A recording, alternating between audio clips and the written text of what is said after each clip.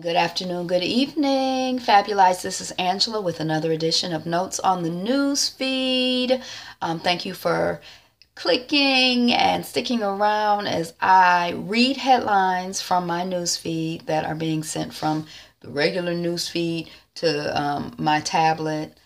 These are items that for whatever reason were interesting to me, and they might be interesting to you. Some of them I've read the whole article, some of them I've skimmed the article, some of them I have read the little click through after you see the headline, and some of them I've just read the headline.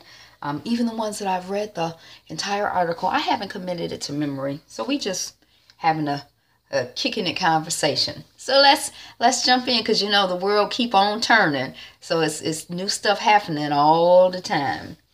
College presidents getting more diverse, but very slowly. It's coming off of Financial Juneteenth. Fred Hampton, social justice advocate, assassinated by the FBI. Did that happen on today's date? Is it the 28th, June 28th? Maybe it's June 27th. June 27, 1991, Thurgood Marshall, the first black justice in the United States Supreme Court, retires.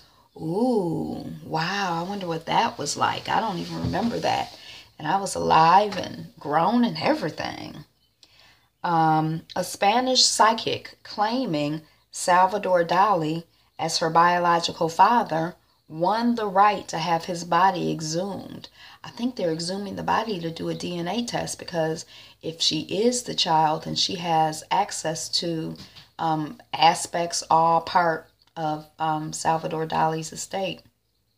It's interesting that the way the headline is written is an interesting combination to me, because it says a Spanish psychic, and that to me seems like, for whatever reason, an effort to discredit her or minimize her, claiming Salvador Dali. She's claiming, but she won the right to have his body exhumed, which seems to me that she would have had to go through, she would have had to go through some kind of process. So someone thought that there was enough credible evidence to exhume a body. That seems like a serious process, isn't it? You don't just go around digging up bodies just for nothing, right? The massive health disparity between North and South Korea. Y'all know when I did Twilight, Los Angeles, 1992, that show, a couple years ago, I played a Korean woman. So I started doing research on Korea at that point. And so, I don't know, I've just gotten interested, and I just, it's not any in-depth research, but it's just something that stays on my radar when I notice stuff. So North and South Korea were separated after World War II, maybe? I don't know. I read it in the article. I was kind of surprised. I'm like, oh. And so, they're the same people. They're basically homogenous in theory, but I guess there are some health disparities.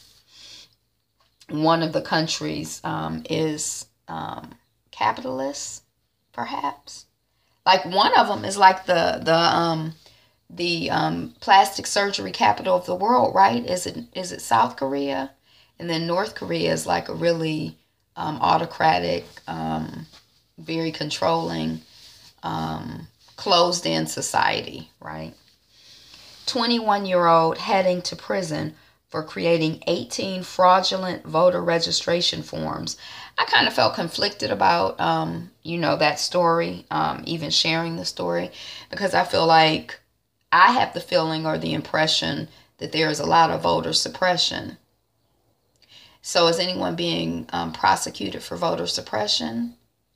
And then I thought it was interesting that it was a 21-year-old, because even though 21-year-olds are technically grown, I don't know this person, but some of them are very young. Like, 21 is pretty young.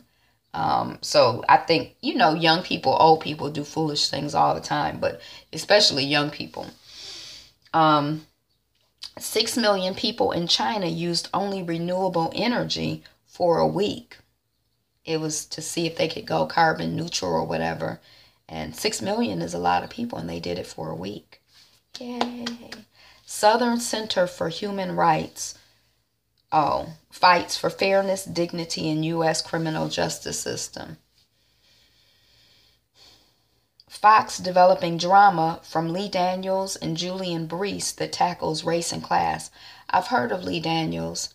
I kind of have some mixed feelings about him. Julian Brees I've never heard of. And Fox, I have some mixed feelings about them. I'm looking at the dog in the backyard. Not Bella, but this is Mr. Thomas. He's sitting there getting some sun. And I'm kind of curious, too, because it's Fox Television. They did the Shots Fired mini-series or show or whatever, which I thought was pretty interesting and well done. But I got my good eye on them because they Fox. So just paying attention, trying to observe, see what I notice. Brazil's crisis deepens as president accused of corruption. This is after they had the woman president. She was impeached, and now they have this other president in. I went to a presentation from someone who spends a lot of time in Brazil, and they were talking about, you know, kind of politics there. So I guess the people in now are pretty conservative. Powdered drywall mistaken for cocaine lands innocent man behind bars. Florida cop tickets black man for walking without identification. Where your papers at, boy? June 28th, 1911, Samuel Battle became first black person appointed to NYPD. I thought it was interesting that his last name was Battle. I wonder what kind of person he was. Raphael Élysée, first black mayor of a French metro town. Sydney Opera House to come alive with indigenous art. I'm always kind of, art, the term art is a loaded term for me. Because I feel like in a lot of cultures, people just beautify things that they use, and we come in and we look at it and we're like, oh my gosh, it's art. But I don't know if the concept really translates, throughout world cultures. I don't know much about, the indigenous folks of Australia.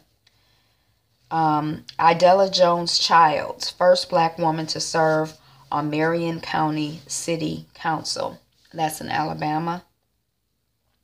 China launches new warship type to boost military strength. They've been doing a lot. China has been doing a lot, or maybe the most, in the South China Seas.